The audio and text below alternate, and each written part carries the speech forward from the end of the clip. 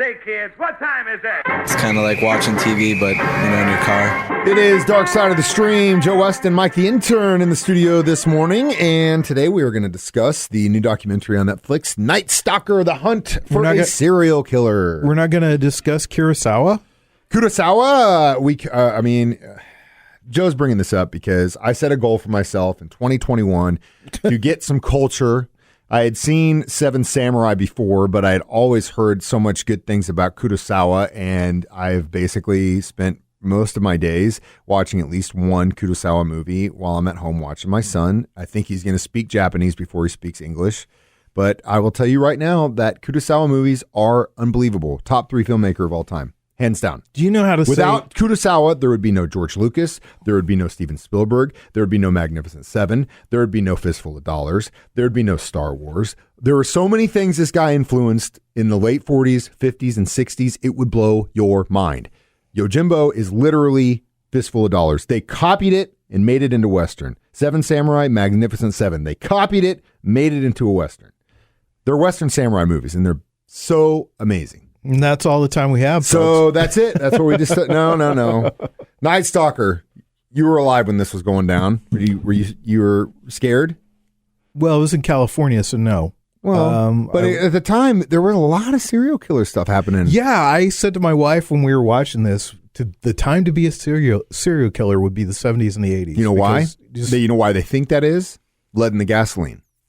There was an uptick in violent crimes in the mid to late 70s and the 80s, and they all attribute that to lead poisoning across the board. It's not a fact per se, but it's a theory. And you look at the numbers, and it kind of makes sense. Probably the social disparity didn't have anything to do with it. Well, no. Yeah, I get that too. But at the same time, I mean, it's just so weird that there were just so many different serial killers in that time period, not just in the United States. And it kind of makes sense that maybe it had something to do with what was in the drinking water. I don't know. Yeah. It's just a theory. So I knew a lot about Richard Ramirez because I have this really weird fascination with true crime and more, I guess more specifically serial killers. And I really like this documentary because it told the story from the perspective of the investigators that broke this case. Yeah, it was amazing how hard these two guys in the Los Angeles County Police Department, Sheriff's Office, how hard that they worked on this case, how much that the two of them sacrificed for this case, and how it's a really amazing story because part of it too is about Los Angeles at the time, because you kind of get the vibe and the feeling for that. Mm-hmm. And the documentary starts out talking about how there was a lot of civic pride in Los Angeles at the time, that people were very proud of the city, and the Olympics were there, and just the culture. I love L.A. I love L.A., yeah, exactly. But they also show you that there's the glitz and the glamour side, and I love L.A. part, and then there's a whole nother part of Los Angeles that they weren't talking about. Yeah, exactly. And that's where this guy definitely did most of his work. Speaking of the way, how much work these guys put in, what you mentioned, the one thing, the seasoned vet, I love how he was like, talking about how different guys deal with it differently, And him, he's like, as soon as I turned my car off, I walked inside and I left it. He's like, I didn't deal with it. He's like, my kids were grown, so I didn't really have to sit there at the dinner table and how was your day today? He didn't have to deal with that.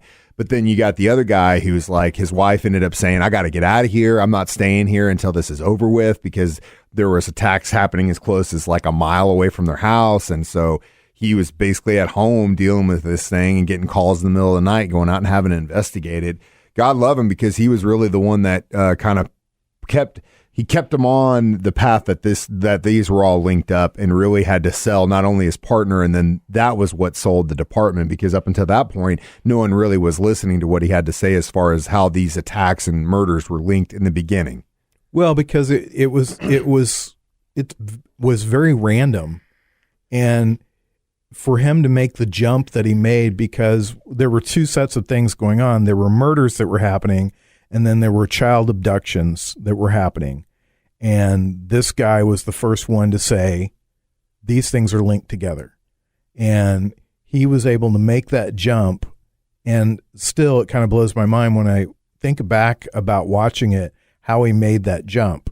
I mean, it was a great piece of detective work. It was very intuitive, and it took some time for people to actually believe his story. He got written off. You're just a hotshot young kid trying to make a name for yourself.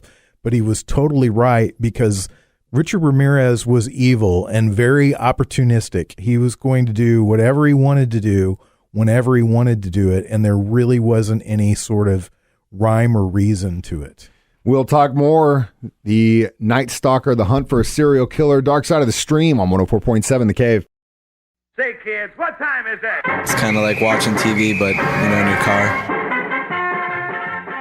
Joe Westen, Mike the Intern, back in the studio. It is Dark Side of the Stream. So I wish Ned was in here with us right now, because he would love to talk about what I'm going to bring up next, and that is the media.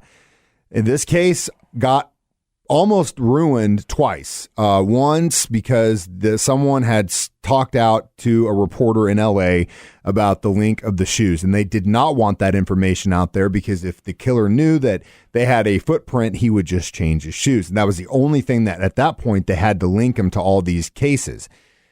She goes in and says, I've got this information. I'm going to break it unless you give me something. So they end up giving her an interview.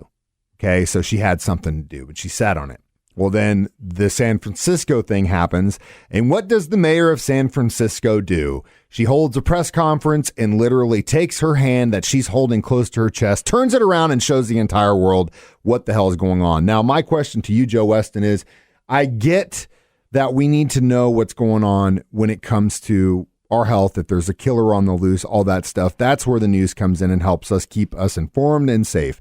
But giving out details about an active case is a horrific thing to do. I don't care who you are. That's not your position. You got to let the police do your job, right? What do you think? Well, initially when they talked about it, I was horrified and agreed. But then when I saw how the community reacted with the information that they were given, I felt like that it was the right thing. Because they were able, it's what ended up capturing Richard Ramirez was the community. But at that point, they already knew who he was. Yeah. So first you got the whole ball busting incident where the LAPD wouldn't give him the car that they had caught with him. They didn't dust it. And by the time they were actually allowed to try and figure out it had sat in the sun too long, they had no prints. That held him back. That's all territorial. But again, you said it best before we started. It took a cop in San Francisco threatening to beat this guy up to really have him rat on his friend. That's what broke the case. And then they were allowed to get that information out there. And yes, a community found him. They beat the crap out of him. It's awesome. I'm glad they got him. But at the same time, that information that the news stations were putting out there was not going to help anyone keep themselves safe. It was to basically let a journalist say, I've got this information the police don't want to let you know, and here it is. It's not going to save anyone's life to know what kind of shoe this guy's wearing. Yeah, that's true. And that was the link to all the cases. That's the one aspect of it that is true. And Gil, the younger detective in this, he said that they never did find those shoes once that information did come out. Yeah.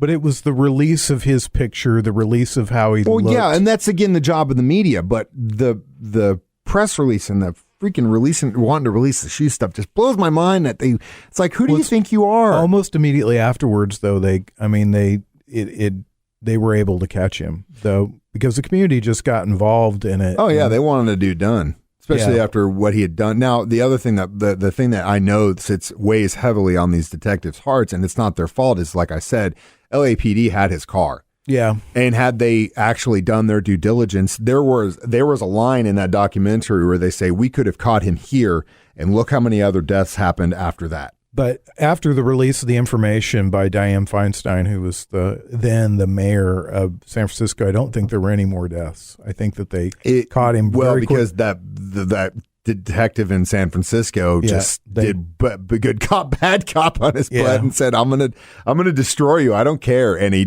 talked. Yeah, exactly. So kind of a bad deal for AC/DC too, huh? Yeah, no kidding. Because one of the things was he was wearing an AC/DC hat. It would be interesting to know how many people Richard Ramirez killed, because there were more people that he didn't admit to that he obviously killed. He was in Arizona. Yeah, he was in San Francisco, and that he traveled on bus a lot. He could have been anywhere and any time. Yeah, and he wasn't a guy that was willing to come forth in information unless he just felt like it. You know, there was when one of the cops had him in San Francisco, he turned around and looked at the cop and said, "Oh, by the way, wouldn't you like to know what happened to those two old ladies at such and such?" And the cop was like, "That's my case." And he's like, "Yep, I did that." So I'm sure there's a lot more that people don't know about that Richard Ramirez is responsible for. You know, there was for a long time he always denied he didn't deny the killings, but he denied the children abductions, and a lot of the groupies, if you will, which just blows my mind. Yeah, that blew my mind. My yeah, God, blew my dude, mind. Get a life. He eventually marries one of these girls, and she stayed married to him until 2009, when they finally locked him in DNA evidence to the abduction and rape of a 9-year-old girl. And that's what caused her to be like, oh, okay. Which, yeah, it's horrific. But he also killed all these other people, too, and that was fine. Yeah. What the hell is wrong with you? There's a woman in the documentary who's incredibly brave, and I think she was 6 years old when she was abducted by Richard Ramirez. Her story just broke me down. Her sitting there and telling the story, and then at the end she comes back and she says, "I don't let this define me." No, and she won that battle. I agree, and the fact that she was on that documentary spoke volumes, and that she's been able to have her own life. And man, what a story. Her story was just like, oh my God, I cannot. Anything that deals with kids, it just breaks my heart. Well, we will figure out what we're watching next week. Jay's turn next, so we got to talk serial killer with Jay next. So, Joe, have a great day. You too. Say, kids, what time is it? It's kind of like watching TV, but, in your car. The intern, Jay Stevens, Dark Side of the Stream. Today discussing the documentary The Night Stalker on Netflix. I like how you guys just leave me out. No, you're first here. Half. Joe gets the first two. You get the last two. Joe is the opener? It's just, I can't. Joe is the opener? You had to bring the headliner in after? It's like I wake up first, then Joe, then you. And I can't get you two to wake up at the same time. So Joe's coming in early. We did a real nice conversation. He loves you. He wanted me to send you his best. Thank you, Joe. The fight's off. He doesn't want to fight anymore. Thank you, Joe. So love is the answer. We'll get you two back in a room together one of these days. But we are discussing The Night Stalker, and Joe and I talked at length about a few things about it. Let me ask you this. Does a person who likes AC/DC make them a serial killer? Because if so, we're screwed, right? It's super, the whole AC/DC tie-in is super crazy. But while there was no twist in this documentary that I'd like to see, I did see if you picked up on this. They did something really cool in this one that I haven't seen done before. They took pictures, like crime scene pictures, and then they digitally created that in a 3D form of a room. Mm-hmm. Rotoscope, basically. Yes, very trippy like how they did that. Kind of thing, yeah. They took old crime scene pictures, and then they basically built it into a room form. I thought that was pretty cool.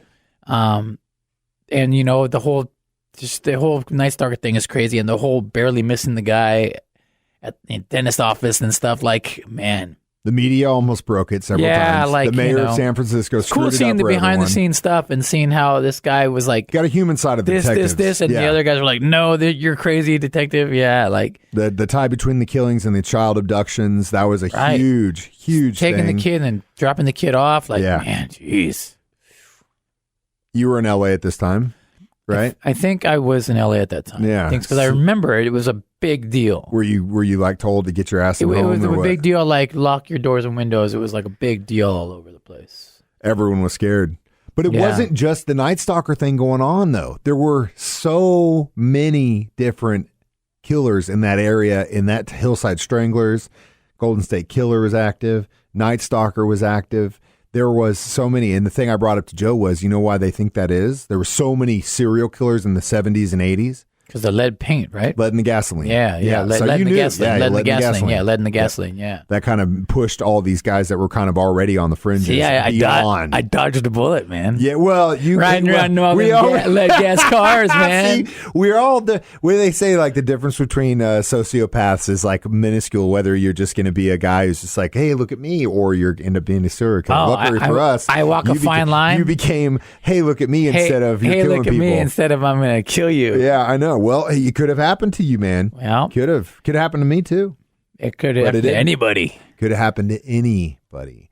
So yeah, I thought the documentary is well done. I thought the media really sucked big time. I think the LAPD really sucked for not letting him have that car, because if they had given him that car so they could run fingerprints on it, and like they had him and the guy ran away, like, man, just. And this wasn't the only time it happened. The Golden State Killer, same deal. You had all these different jurisdictions, right? Like these little trying things, to win fight, man. Dude, it's shoddy. Dark Side of the Stream. We'll discuss Jay Stevens' fashion choices next on 104.7 The Cave. Say, kids, what time is it? It's kind of like watching TV, but, in your car. Jay Stevens, Mike the Intern. It is Dark Side of the Stream discussing Night Stalker, The Hunt for a Serial Killer on Netflix. So we brought up the AC/DC thing. Was it known that he was into AC/DC when this came out? For some reason, I remember that I thought it was an AC/DC shirt that he got arrested in, right? But I guess it was a hat. It was a hat? Yeah. And it looked kind of like a chick's hat to and me. And he wrote on like that wall, Jack the Knife or something, right on that wall. Yeah, it was a name of an AC/DC song, right? I don't know, but he just looks so trippy, but then he started getting all these chick fans, like crazy. That's the other thing, dude. Like, because he had that Jim Morrison kind of look to him, Real tall guy, long hair, he had those eyes, and he was getting like, they went through all those pictures chicks were sending him, all kinds, like a fan mail and stuff. That's the thing Joe and I talked about. Thing, right? Very weird. You deal with a bunch of groupies. Well, I deal with crazy chicks, but they're throwing themselves at me because I'm on stage and singing. No, different. Those chicks are in. They aren't into but this singing. guy's They're like into killing people and like. But it happens all the time. Got like that other guy that killed his wife and kids that threw him in the oil well thing. Yeah. That dude gets tons of chicks throwing themselves at him. It's crazy. It's really weird. What is that? Like, dude, he just straight up killed another chick. And you're going to throw yourself at him? Is it the same fine line that goes between, hey, I'm a lead singer of a band versus I'm a serial killer? Is it the same line? Like, they're into serial maybe there's killers? some weird. We need to bring a psychologist in here. You know what? That would be a pretty good idea. Get a shrink on Dark Side of the Stream so we can discuss. Break us down and then break everything else down. First, they break us down. Oh, God. I'll be laying here on the table crying. I'll be naked crying on the table. And the thing is, he was married to one of those chicks for a long time because he always denied the child abductions until they linked him DNA, and then she divorced him. So it was like, oh, wait, so you're cool with him killing all these chicks, but then when kids got involved, it was a big no-no. Wow. I could see the kids thing making you upset, but why did all these other ones? I brought that up with Joe. That just blew my mind. He ended up, passing away of cancer. He had obviously been a chronic drug abuser and ended up getting chronic hepatitis C from using dirty needles. Kids, don't use needles.